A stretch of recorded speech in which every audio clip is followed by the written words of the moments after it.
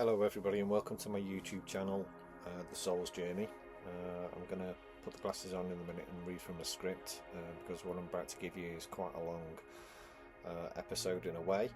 I've decided to do it like this because it just seems a little bit easier, to be fair, and I'm sure we've all had enough of AI. I do use ChatGPT to do my script for me. However, there's all my input is in ChatGPT. I just run it to make sure that I get the pauses, I get the understanding, and I'm able to do it as a fully thing. So let's go for it. Thank you very much. Like and subscribe if you do. And here we go. Just a quick note before we begin. What I share here comes from my own experience, psychologically, philosophically, and reflection. It isn't medical or professional advice.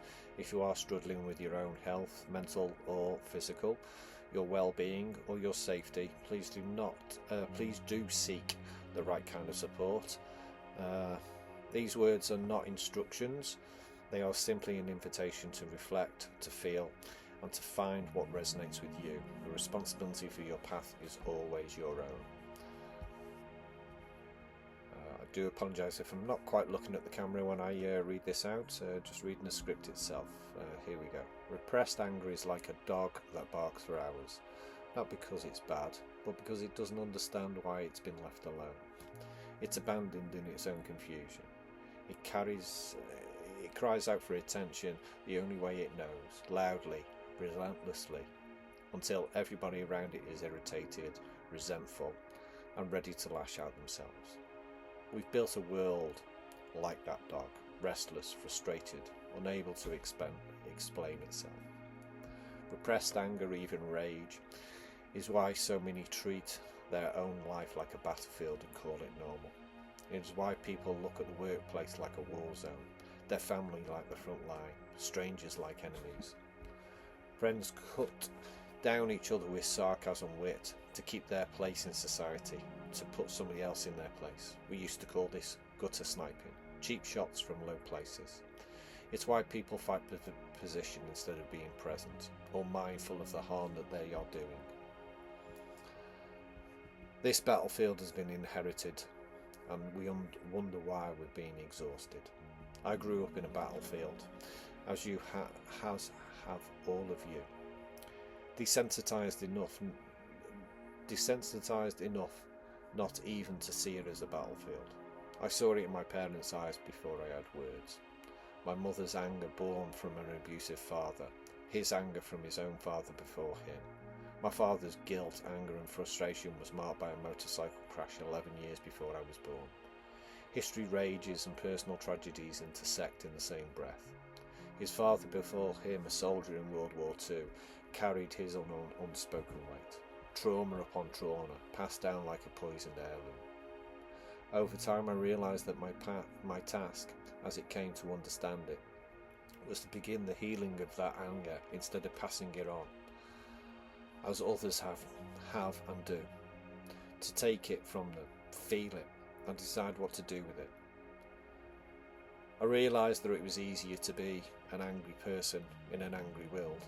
However, to be a good person in an angry world takes work, takes hard work.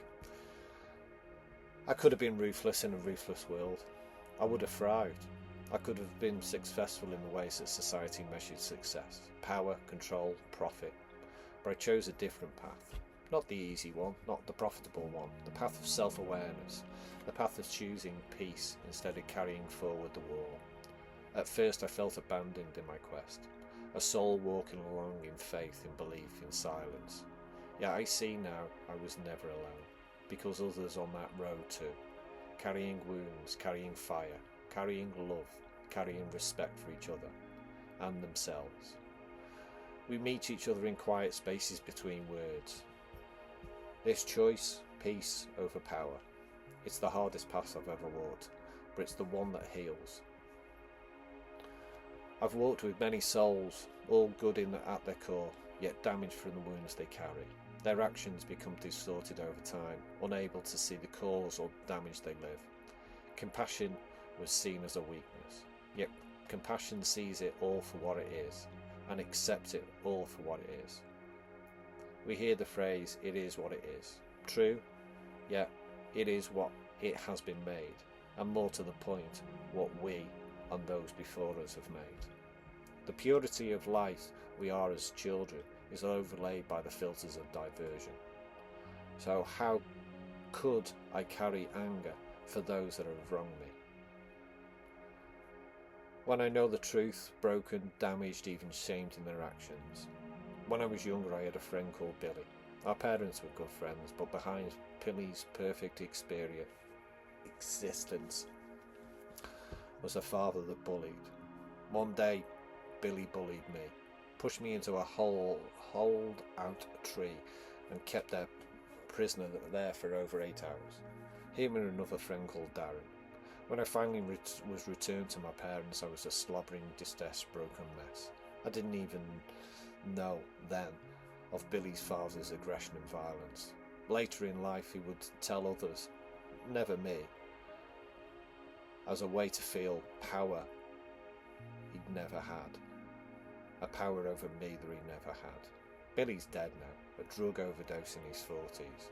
But the truth is, he only became distorted because of his father's rage, his father's repressed anger, his father's bullying. A sad occurrence, a talented, shining star dulled by his father's unhealed wounds. When Billy fell on hard time, his parents gave him £600 a month. His mother washed his clothes. His father drove him to job interviews. But the damage was already done, and Billy's father, the original bully, had been bullied by his father before him. I've seen the patterns everywhere. Local bullies starting fight, beating up innocents to a pulp. In my younger days, I had a chance to speak to one of them. His reputation was legendary. But I had lost my fear. I knew bullies were often the most sensitive of all. The night during a pub crawl, I asked him straight, "Why have you beaten up so many people? Is it because you were bullied? Because you're a sensitive person?" My friend froze, waiting for violence, but it never came. The bully thanked me. His honesty liberated him, and me. It was an abusive father. Him and his brother became bullies out of the wounds. 30 years on, when I see him, he still greets me with a smile. That conversation changed his life. He never bullied again. Instead, he used his reputation to stop other bullies in the area. I've been threatened by drug dealers. I told one once, "You have more to lose than I do. The only thing that I have is my life. You have your wife, your car, your business, your house. Leave me alone and I will leave you alone." It worked. The world runs on repressed anger and rage. It fuels every leader's decision. It shapes every law written. It drives economies, armies, and the way that we treat each other in the street.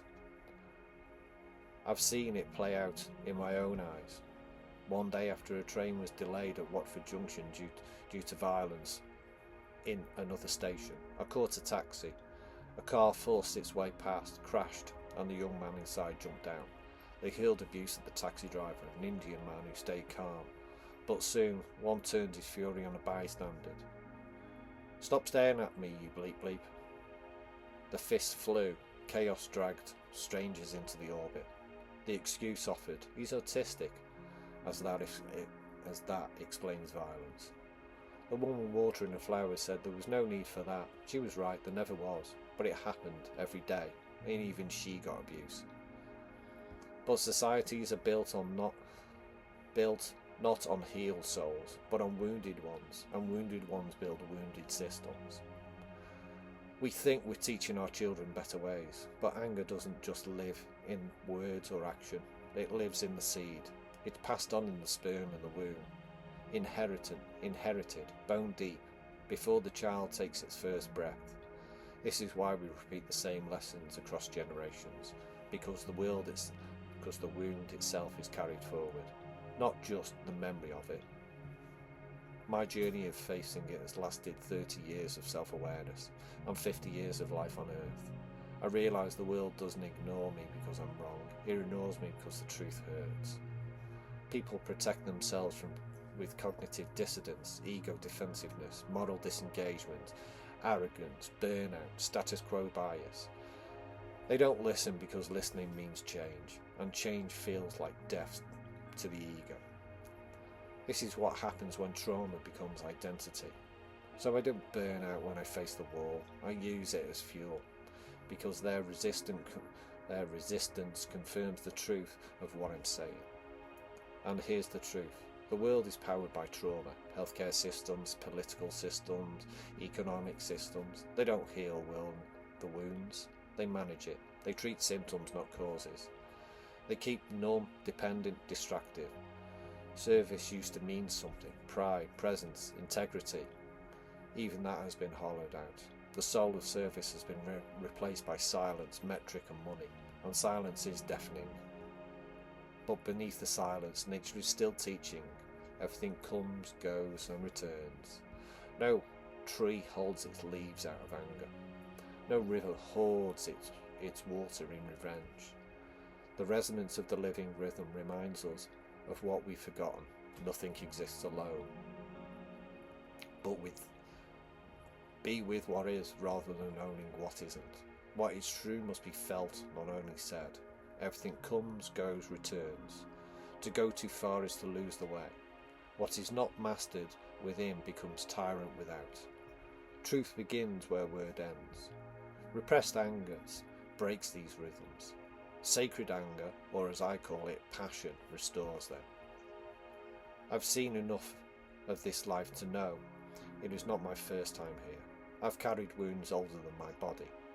Remember choices in lives where I wasn't as loving, forgiving or compassionate as I am now. This lifetime is the soul's course correction. The long, lonely walk of self-awareness. It's lonely until you realise others are on the path too. Then you see we've been walking together all along. I think of the day that my father's life changed, a motorcycle crash. The same day Kennedy was shot. One man broken, another man silenced. Different stories. Same truth, the world punishes those who live fully and speak honestly.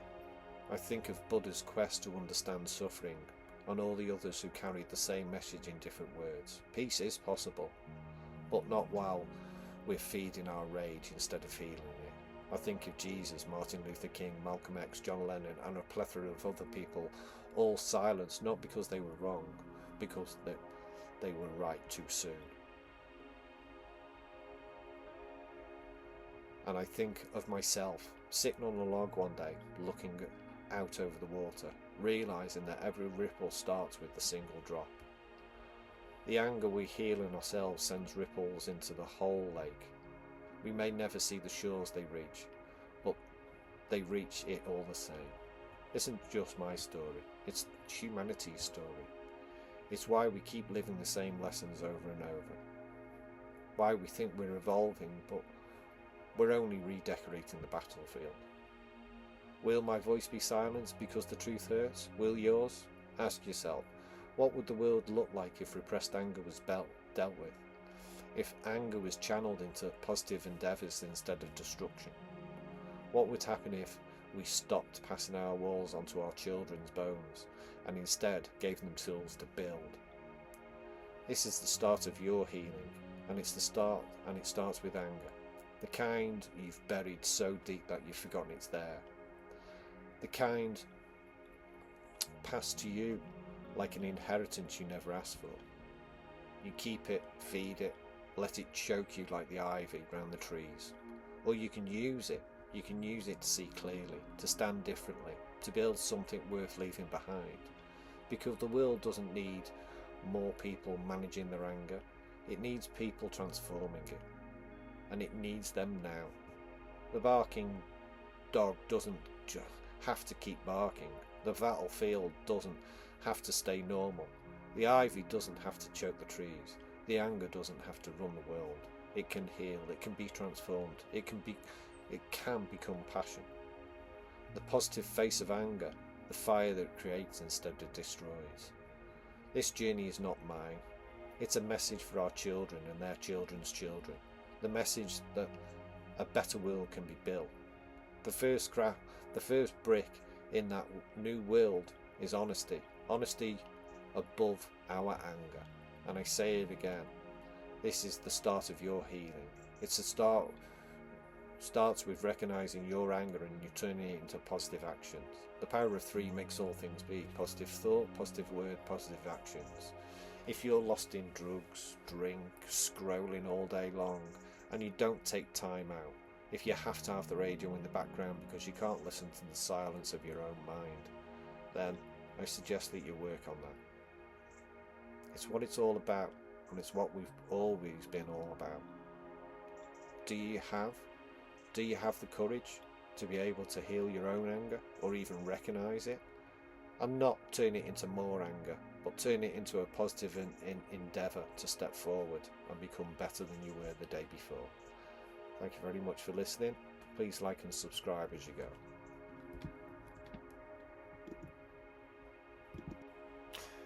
To heal wounds, to heal any wounds, to heal anger, it takes forgiveness.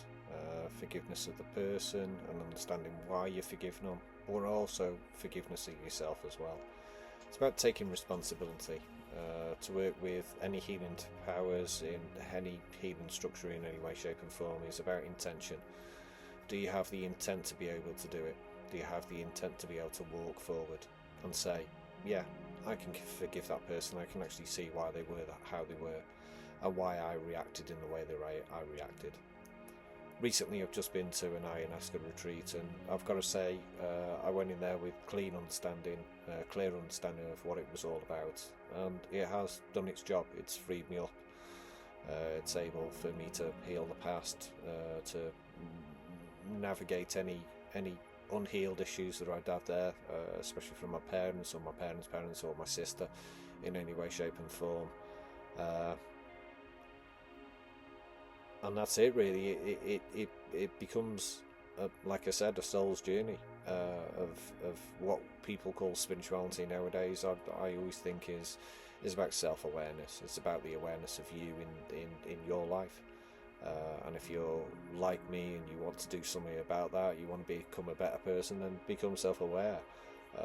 See the eyes that you are seeing through. See the overlays of what you're seeing the world as. And when you remove them overlays, when you kind of clean them, when you freshen them up, then, you know, the world does become a different place. It's always been said, how do you change the world? You change it by changing your own view of the world itself. Yeah, there are things out there within the world, within the wider world, that are still played out, as this video suggests, under repressed anger.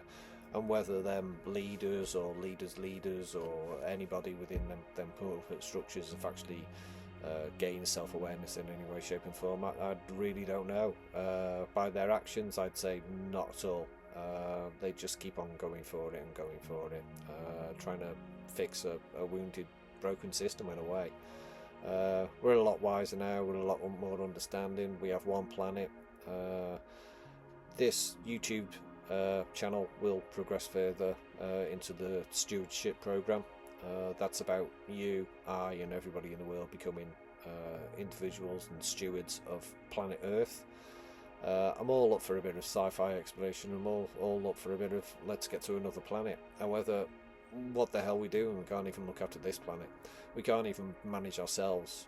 So why Elon Musk is spending billions on getting himself into space or getting himself to Mars is beyond me, especially when obviously there's not much manage and control down here of the individual itself to it. We can see now the leaders that we have, the political systems that we're in, yeah, they're all good, they all work to a point. However, we're moving forward as a race. I think we've developed into a neurodiverse society, and the reason why that neurodiversity, that autism, that dyslexia and everything about it is because it doesn't, it helps us see beyond what the world is actually presenting to itself, a normal fact of what the world is, and a normal fact to it all. Well, I wish you all peace, love and light. I always like to say peace for the mind from Buddha, love from the heart, Jesus, unconditional love, unconditional acceptance. And recently, after my journey into ayahuasca and the shamanism, I'd like to say light for the spirit, or light for our soul. to be able to continue the journey. I wish you the best on your journey. Peace, love and light, and speak to you again. Like and subscribe as you go, please. Thank you.